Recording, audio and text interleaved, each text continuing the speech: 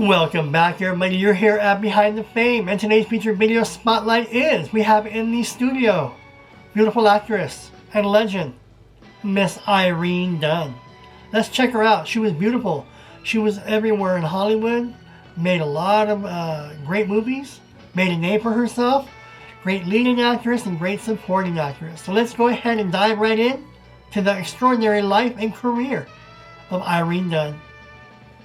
Irene Dunne was an American actress and singer nicknamed the First Lady of Hollywood, best known for her refined presence and versatility in drama, musical, and especially screwball comedy during the studio era.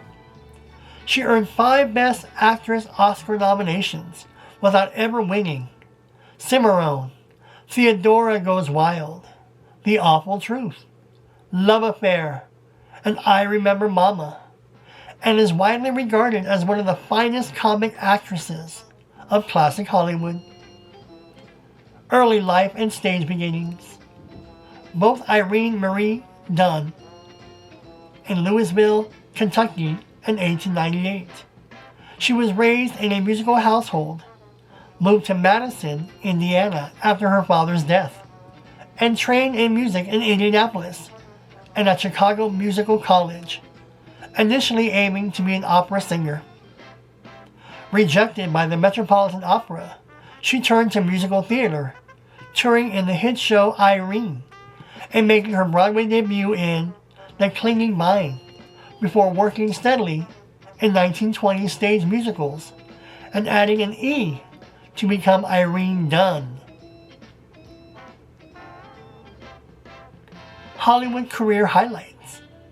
Signed by RKO after being spotted in a road company of Showboat, she debuted on film in the musical Leathernecking in 1930 and soon moved into drama, breaking through with Cimarron in 1931. Dunne proved adept in prestige dramas, Backstreet, Magnificent Obsession, Showboat in 1936, but became especially celebrated for sophisticated comedy in Theodora Goes Wild, The Awful Truth, My Favorite Wife, and Penny Serenade with Cary Grant, and romantic dramas like Love Affair with Charles Boyer and I Remember Mama. By the 1940s, she transitioned into strong, ladylike mother and biographical roles: Anna and the King of Siam, Life with Father, I Remember Mama, and after a few weaker box office showings, effectively ended her film career with It Grows on Trees in 1952, while continuing in radio and TV anthology dramas. Retirement, philanthropy, and public service.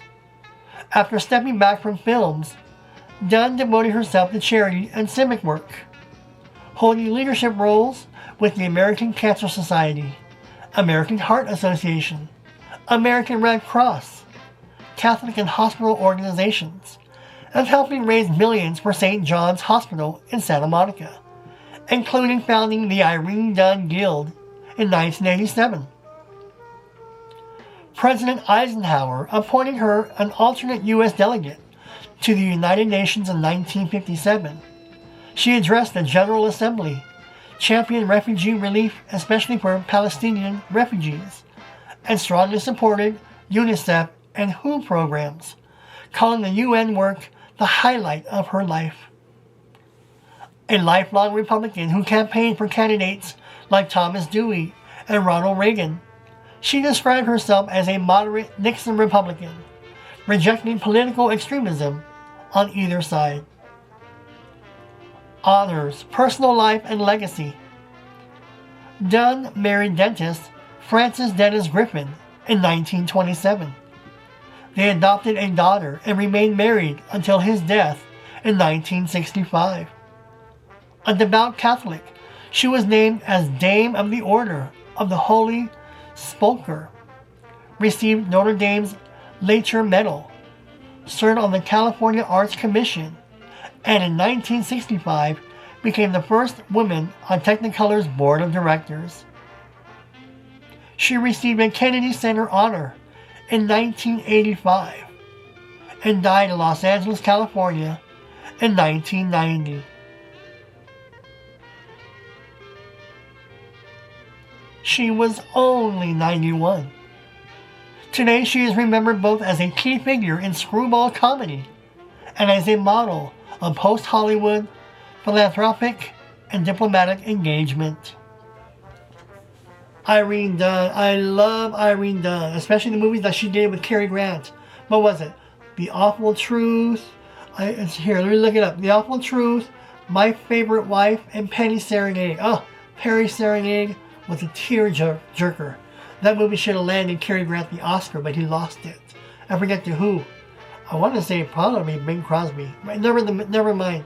But she was amazing in Penny Serenade, hilarious in The Awful Truth, and gold in My Favorite Wife. And she also starred with Randolph Scott. There was a movie I think she did also with Randolph Scott and Cary Grant. I think that was My Favorite Wife. Yes, because I won't tell you the plot line, but Randolph Scott, Cary Grant, and Irene Dunne were in My Favorite Wife. Wonderful, wonderful movie back in its day, and it still holds up in 2026. So let me know if you're a fan of Irene Dunne. She was gold. She was awesome. She was beautiful. And I didn't know that she was nominated for 5 Oscars.